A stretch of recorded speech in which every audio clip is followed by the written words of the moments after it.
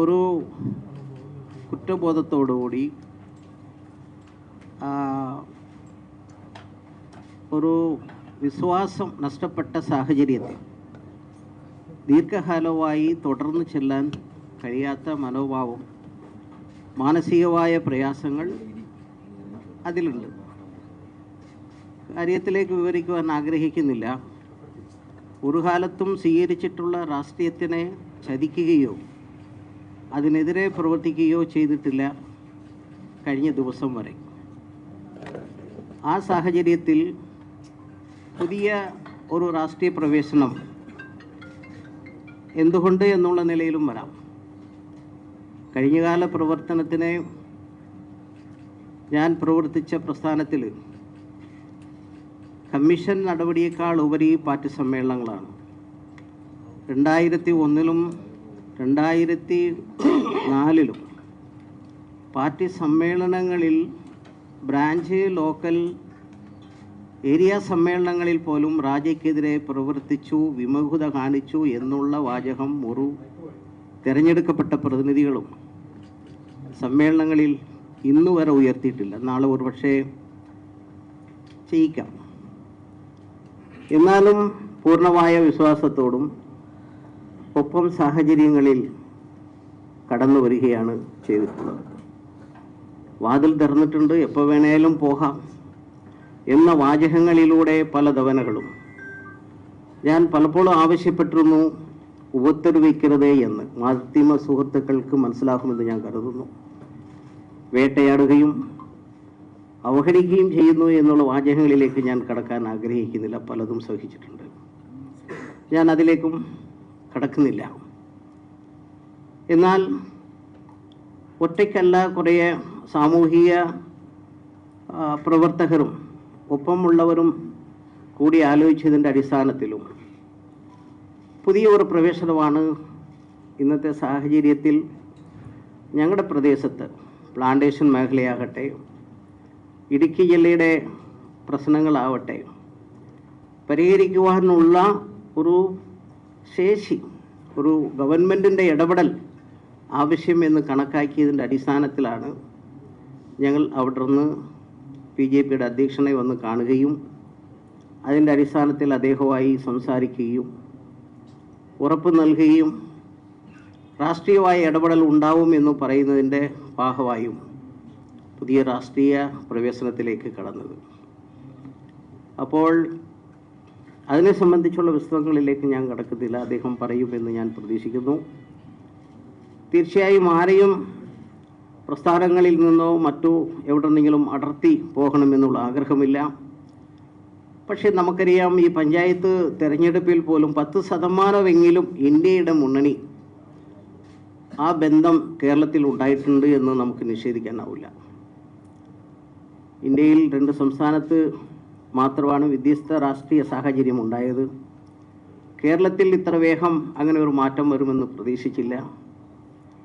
ഇനി ഇന്നത്തെ വികസന കാര്യങ്ങളിൽ അല്ലെങ്കിൽ സാമൂഹിക വ്യവസ്ഥയിൽ ഇടപെടുന്ന സാഹചര്യത്തിൽ സാമ്പത്തികമായും സർക്കാരിൻ്റെ ഇടപെടലിലൂടെയും ഇന്ന് ചെയ്യാൻ പറ്റുന്ന കേന്ദ്ര സർക്കാരിൻ്റെ പ്രധാനമന്ത്രി ശ്രീ മോഡിയുടെ ഇടപെടൽ, ഞാനിപ്പോൾ ട്രംപിൻ്റെ ഫോൺ എടുക്കാത്ത, മിസ്ഡ് കാൽ വന്നിട്ടും എടുക്കാത്ത ഒരു പ്രധാനമന്ത്രി, അത് പൊതുവിൽ വളരെയേറെ സ്വീകരിക്കപ്പെട്ട ഒരു സംഗതിയാണ്. വികസന മറ്റു കാര്യങ്ങളിലേക്ക് ആരെയും ബോധ്യപ്പെടുത്തുവാൻ ഞാൻ പറയാൻ ആഗ്രഹിക്കുന്നില്ല. പക്ഷെ ഞങ്ങളുടേതായ ചില പ്രശ്നങ്ങളുണ്ട്. അത് പരിഹരിക്കുവാൻ ഇത്രയും കാല രാഷ്ട്രീയ അനുഭവങ്ങൾ, നമ്മൾ അല്ലെങ്കിൽ പ്രവർത്തനത്തിൽ ഉണ്ടായിട്ടുള്ള അനുഭവ സാഹചര്യങ്ങൾ വെച്ച് നേടുവാൻ സാധിക്കും എന്നുള്ള പ്രതീക്ഷയിലാണ് ഞങ്ങൾ കരുതിയിട്ടുള്ളത്. ഒരു പാർട്ടിയിൽ പ്രവേശിച്ചതുകൊണ്ട് മുഴുവനും BJPയിൽ പൂർണ്ണമായി ഞാൻ ഇങ്ങനെയാണ് എന്ന് പറയുവാൻ ഇപ്പോൾ ആഗ്രഹിക്കുന്നില്ല. ഞങ്ങളിപ്പോൾ തുടക്കത്തിൽ പ്രതീക്ഷയോടെ എത്തിച്ചേർന്നിട്ടുള്ള ആളുകളാണ്. ഇതാണ് ചുരുക്കത്തിൽ എനിക്ക് പറയുവാനുള്ളത്.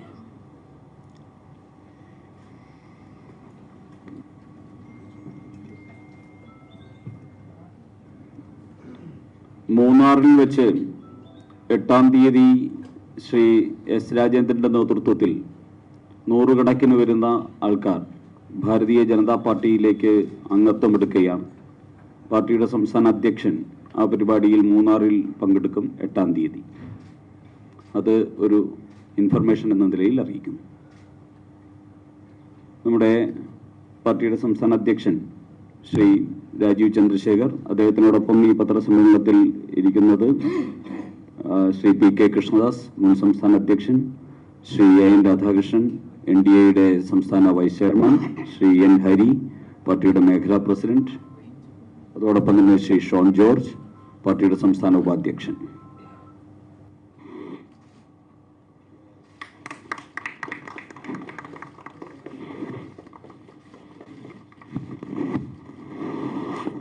അദ്ദേഹത്തോടൊപ്പം ശ്രീ ഗുരുനാഥൻ, അദ്ദേഹം ചിന്നക്കനാൽ ഗ്രാമപഞ്ചായത്ത് പ്രസിഡന്റ്, 3 പ്രാവശ്യം ചിന്നക്കനാൽ ഗ്രാമപഞ്ചായത്ത് പ്രസിഡന്റായിരുന്നു. അതോടൊപ്പം തന്നെ ദേവികുളം ബ്ലോക്ക് പഞ്ചായത്തിന്റെ പ്രസിഡന്റായിരുന്നു.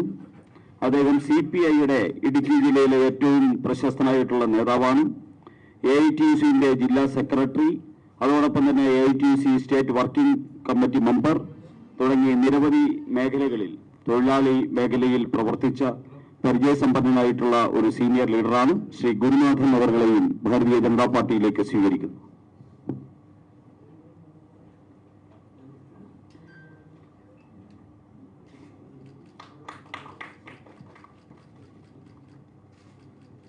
അദ്ദേഹത്തോടൊപ്പം എത്തിയിട്ടുള്ള ശ്രീ സന്തോഷ്, അദ്ദേഹം CPMന്റെ പ്രവർത്തകനാണ്. കുട്ടനാട് നീലംപേരൂർ ഭാഗത്തുള്ള CPMന്റെ ലോക്കൽ കമ്മിറ്റി മെമ്പറായിരുന്നു. അതോടൊപ്പം തന്നെ KPMSന്റെ യുവജന വിഭാഗത്തിന്റെ സംസ്ഥാന പ്രസിഡന്റ്, KPMSന്റെ സജീവ പ്രവർത്തകനുമായിട്ടുള്ള ശ്രീ സന്തോഷിനെ സംസ്ഥാന അധ്യക്ഷൻ സ്വീകരിക്കും.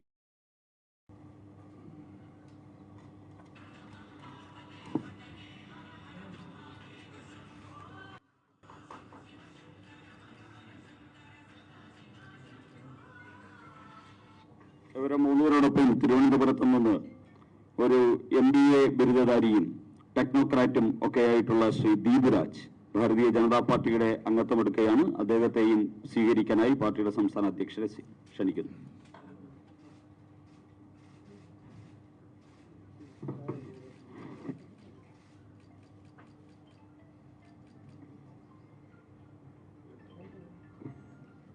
പുതുതായി അംഗത്വമെടുത്ത ശ്രീ S രാജേന്ദ്രൻ അവർകൾ നമ്മളോട് സംസാരിക്കുന്നു. എല്ലാവർക്കും വണക്കം. വളരെ കേൾക്കാവോ? ഇവിടെ പറഞ്ഞതുപോലെ വളരെ പ്രമുഖനൊന്നുമല്ല.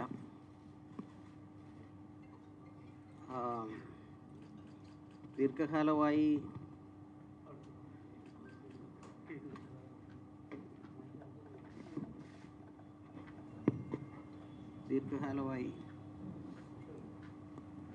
രാഷ്ട്രീയ രംഗത്തും പൊതുരംഗത്തും പ്രവർത്തിച്ചുകൊണ്ടിരിക്കുകയാണ്.